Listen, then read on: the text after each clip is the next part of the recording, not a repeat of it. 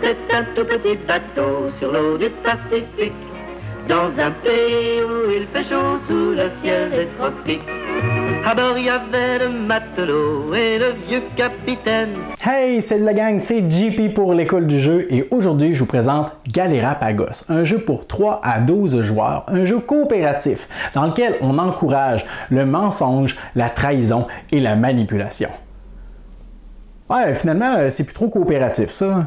Pour ce qui est de la mise en place, certains éléments vont vous demander une disposition particulière selon le nombre de joueurs autour de la table. Mais la première étape qu'il faut faire, c'est de prendre chacune de ces 6 boules de bois et les placer dans ce merveilleux sac de tissu. Mais d'abord, je vais vous faire observer 2 choses par rapport à ces merveilleuses boules. La première, c'est que nous avons 5 d'entre elles qui sont blanches et une seule qui est noire. Et la deuxième chose que je veux vous faire remarquer, c'est que nous avons des icônes de poissons sur chacune de ces boules. Donc, il sera possible en cours de partie d'aller récupérer des poissons. Selon la boule que nous allons sortir, nous allons consulter l'icône qui s'y trouve et ça va nous indiquer combien de poissons on récupère. Maintenant, on est prêt à placer les boules dans notre sac. On y donne une petite brassée comme ça et on va le placer près du plateau central. Par la suite, nous allons préparer la pile de radeaux.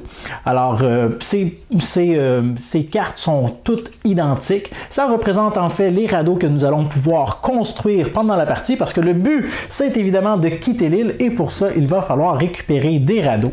Alors, on place ça près du plateau central. Nous allons également mettre à la disposition de tout le monde les cartes maladies que nous allons pouvoir récupérer si on se fait mordre par un serpent ou si on boit ou mange de la nourriture ou de l'eau qui est avariée.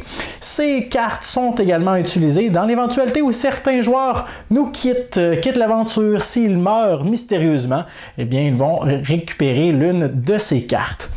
Par la suite, tous les joueurs vont récupérer un nombre de cartes selon le nombre de joueurs autour de la table. Donc, présentement, nous simulons une partie à 5 joueurs. Le livret de règles nous indique que dans une partie de moins de 8 joueurs, tout le monde reçoit 4 cartes épaves.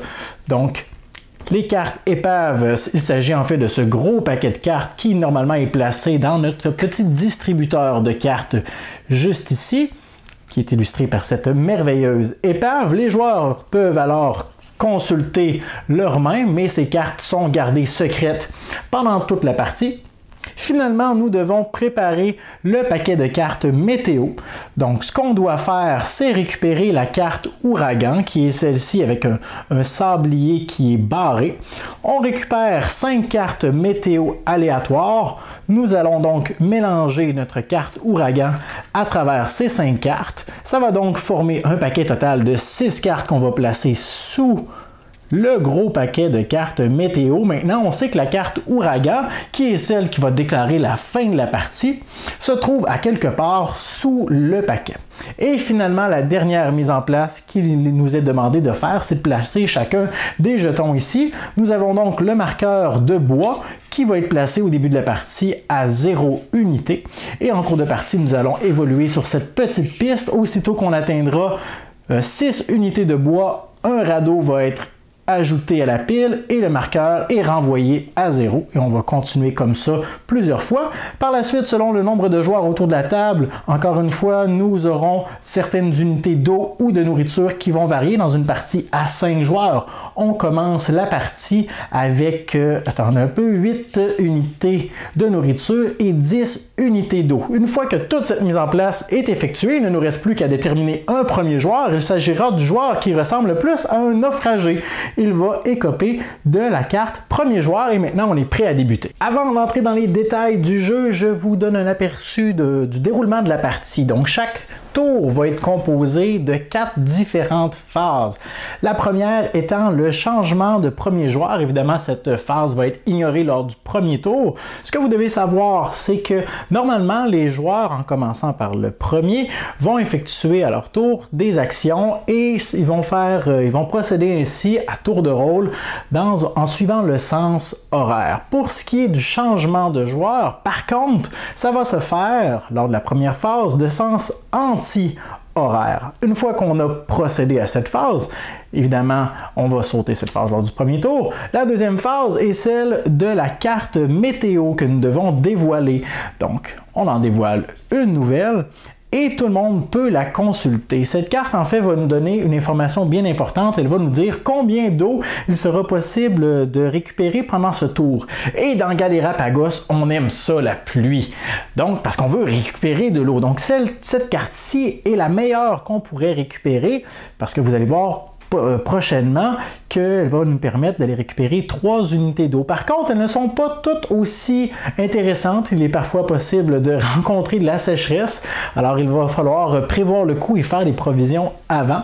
On se rappellera également qu'à quelque part dans ce paquet se trouve la carte ouragan et que lorsqu'elle est dévoilée, ça met fin à la partie. Alors ça, c'était la deuxième phase. La troisième est celle des actions des joueurs.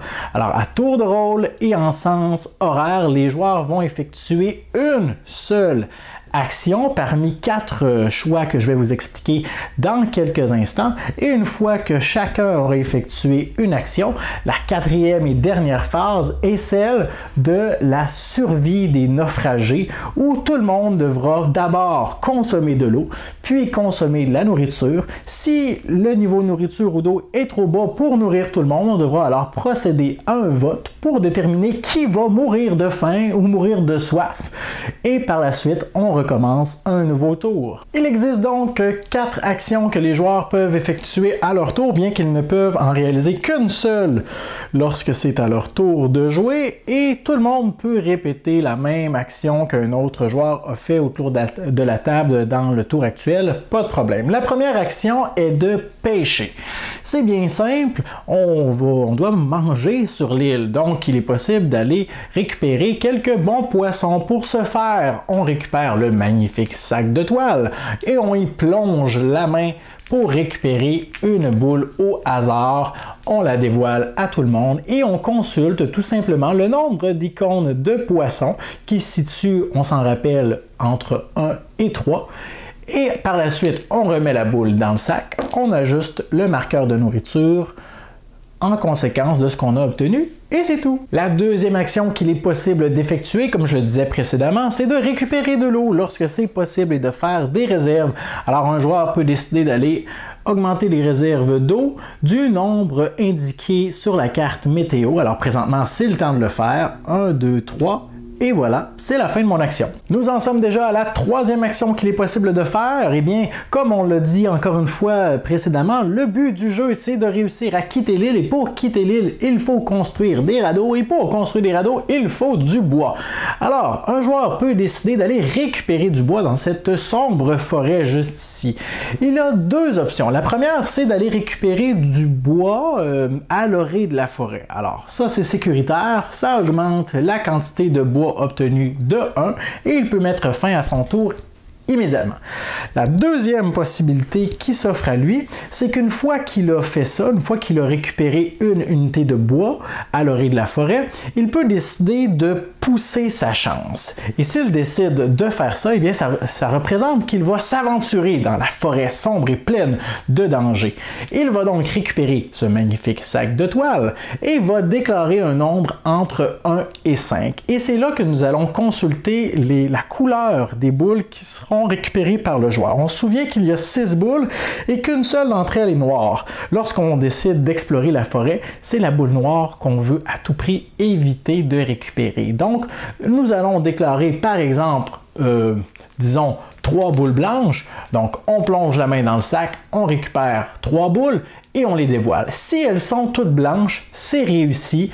On augmente donc le marqueur de 3 unités supplémentaires. C'est la fin du tour, on remet les boules dans le sac et ça met un terme à notre action. Si par contre, le joueur, lorsqu'il avait déclaré son nombre de boules, pioche la boule noire, comme c'est le cas présentement, eh bien, il ne récupère pas d'unité de bois supplémentaire, peu importe le nombre de boules blanches qu'il a obtenu. C'est un échec instantané. Quoi qu'il arrive, par contre, il amasse quand même l'unité de bois qui avait été ramassée à l'orée de la forêt. Mais ce n'est pas tout. En plus d'être un échec lamentable, le joueur va récupérer une carte maladie qui représente qu'il s'est fait mordre par un serpent ou par une bête sauvage pendant qu'il était en train d'explorer la forêt, et il va la placer devant lui. J'en profite pour parler immédiatement de la fameuse carte maladie.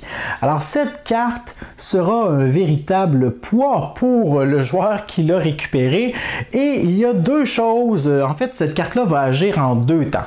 Premièrement, elle va agir lors du tour actuel. Donc, aussitôt qu'un joueur récupère la carte maladie, pour le restant du tour actuel, il ne pourra pas jouer de carte épave qu'il a en main.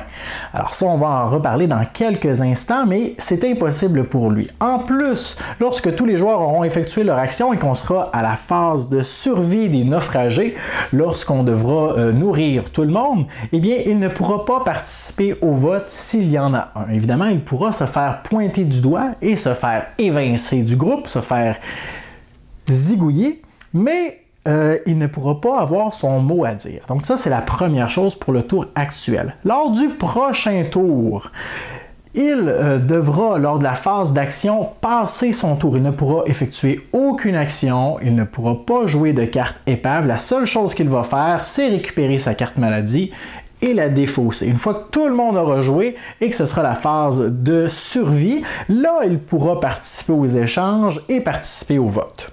Et finalement, la quatrième et dernière action qu'un joueur peut effectuer, c'est de ne pas nécessairement contribuer à l'avancement de la colonie, si on veut, mais plutôt d'aller à la nage jusqu'à l'épave pour récupérer un lot de cargaison, une carte épave qu'il va ajouter à sa main après l'avoir consultée, bien évidemment. Mais à quoi servent donc ces fameuses cartes épaves? C'est la question qui est sur vos lèvres présentement. Eh bien, premièrement, comme je vous le disais précédemment, ce sont des cartes que les joueurs peuvent consulter en tout temps, mais qui sont conservées secrètes. Par contre, les joueurs peuvent dire ouvertement ce qu'ils ont entre les mains. Ils peuvent dire la vérité ou ils peuvent mentir. Mais les cartes ne sont jamais dévoilées aux autres à moins d'être mises en jeu. Et qu'est-ce qu'on retrouve parmi ces cartes? Eh bien, il est possible de récupérer des cartes qui ne servent absolument à rien, comme la brosse de toilette. C'est écrit sur la carte, cet objet ne sert à rien. En tout cas, pas ici, pas sur cette île.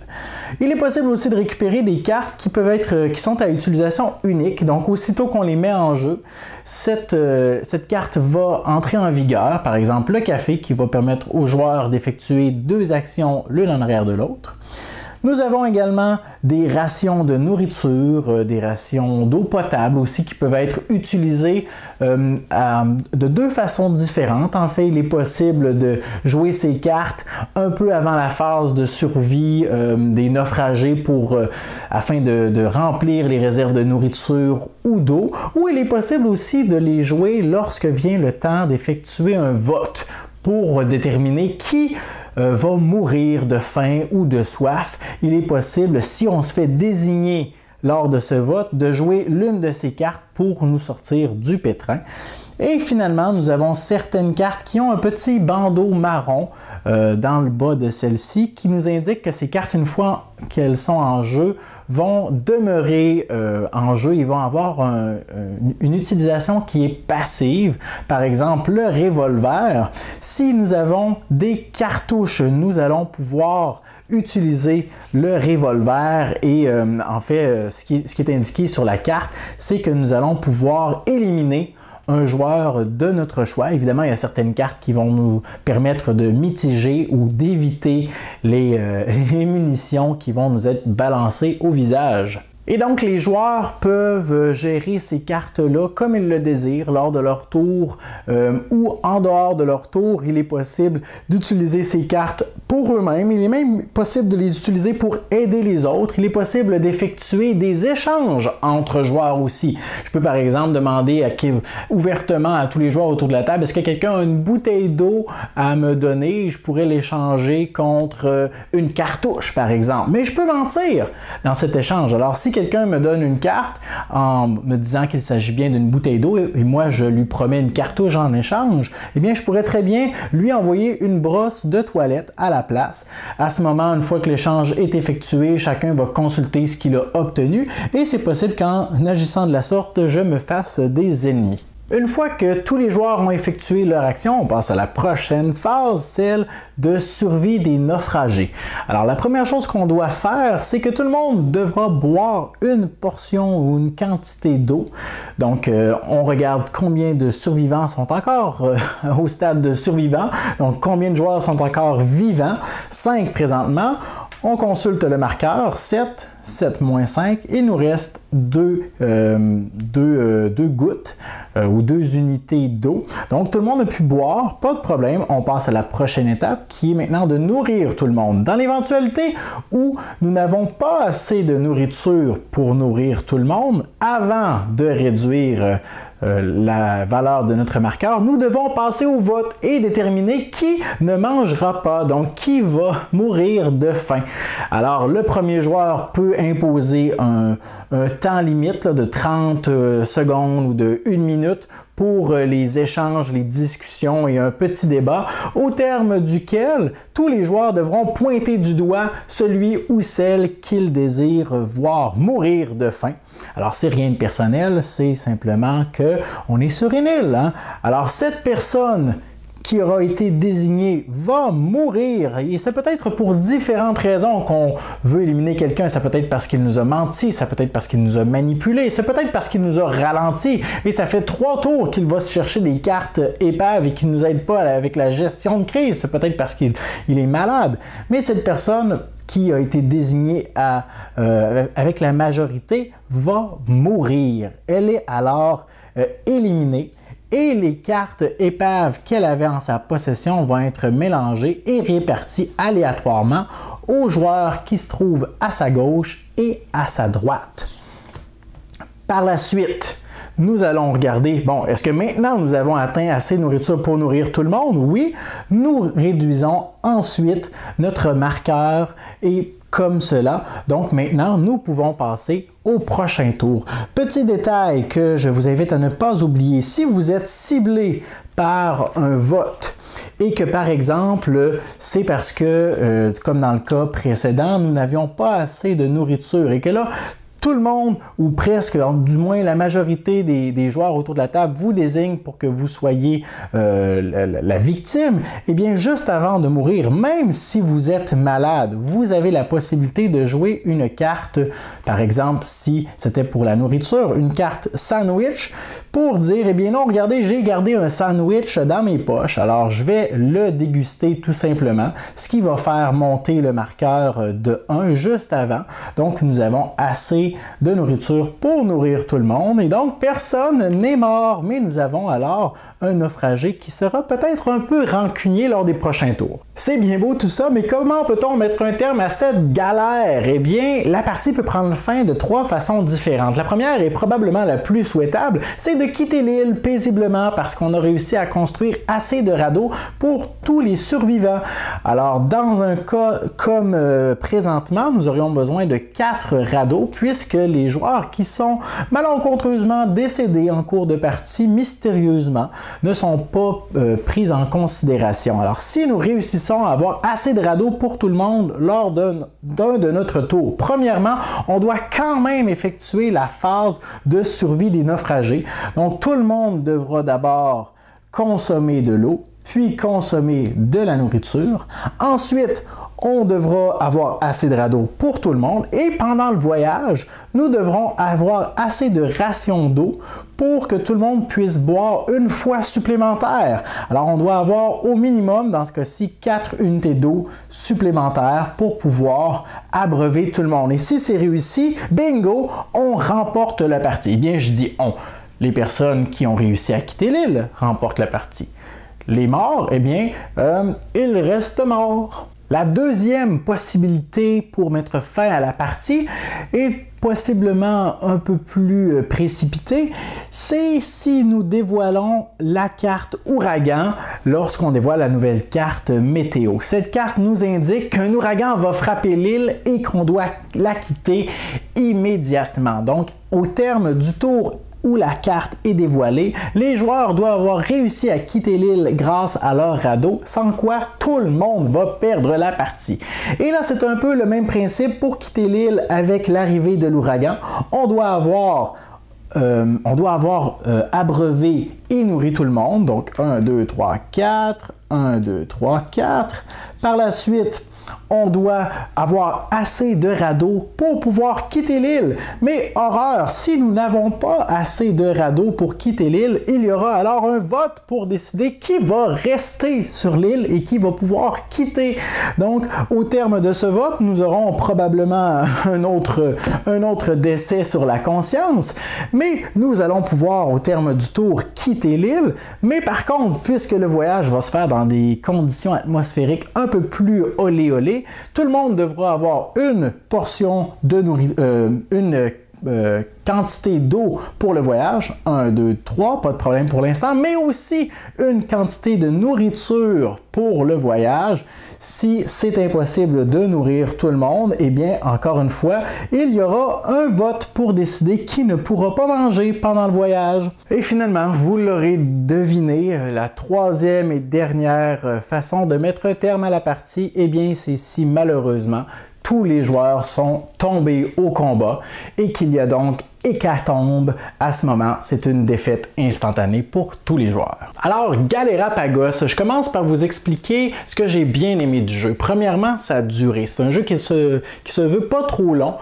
Sur la boîte, ça dit environ 20 minutes. Je sais pas si c'est parce que dans notre groupe, on a tendance à partir des débats enflammés en jouant et en embarquant vraiment dans la thématique du jeu. Mais nous, ça tourne plutôt autour du 25, même plutôt du 30 minutes. Mais encore une fois, là, c'est mitigé. Ça peut être réglé par justement en imposant un temps limite pour les débats, pour les votes lorsque ceux-ci ont lieu. Ça peut être réglé, mais moi j'aime bien le fait que ça peut se jouer assez vite quand même. Autre chose que j'aime beaucoup, c'est le fait que c'est un jeu coopératif, mais pas trop. Alors cette idée-là, je la trouve complètement géniale, le fait qu'on commence la partie tout le monde en se disant ok, on veut tous gagner parce qu'il n'y a aucun bénéfice, aucune raison qui nous amènerait au début de la partie à dire ok, ben je veux éliminer lui, puis moi je veux gagner avec lui ou lui.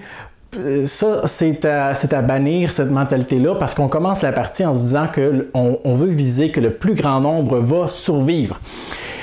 Mais ce que j'aime particulièrement, c'est qu'en jouant, on va avoir cette réflexion-là continue et répétée de dire est-ce que je pense qu'on a encore des chances de gagner tout le monde ensemble? Oui, très bien, on continue comme ça. Si la réponse est non, eh bien, je vais m'arranger, moi, pour avoir encore des chances de gagner. C'est comme ça qu'on devient égoïste, c'est comme ça qu'on commence à garder plus en plus de cartes, de sandwich, de bouteilles d'eau, plutôt que d'en faire profiter à tout le groupe, parce qu'on commence à voir la déchéance s'installer et qu'on veut s'assurer nous-mêmes d'avoir la victoire. Alors ça, je trouve ça particulièrement brillant et très plaisant aussi à vivre dans le jeu. L'autre chose que j'aime beaucoup, c'est vraiment le côté matériel, les composantes du jeu. Wow, incroyable! Gigamic a fait un travail exceptionnel pour un petit jeu comme ça. J'aime beaucoup le visuel du jeu, la boîte, tout est rigide. Même que pour les cartes de deux différents formats, on a fourni des petites boîtes de cartes thématiques, encore une fois, sous forme de caissons qui sont super résistantes aussi, vraiment merveilleux. Le distributeur de cartes, c'est quelque chose qui n'est pas essentiel, là, mais c'est tellement une belle attention. En plus, il est incliné pour nous aider à récupérer les cartes plus facilement. C'est tous des petits détails comme ça qui font en sorte que le jeu est agréable aussi à voir et à expérimenter. Je vous ai parlé des cartes épaves un peu plus tôt, et ça, c'est vraiment le cœur du jeu. Les cartes épaves, c'est ce qui rend le jeu tellement agréable, tellement rempli de rebondissements. Et moi, il y en a tout plein que j'aime beaucoup et qui me font tellement rire.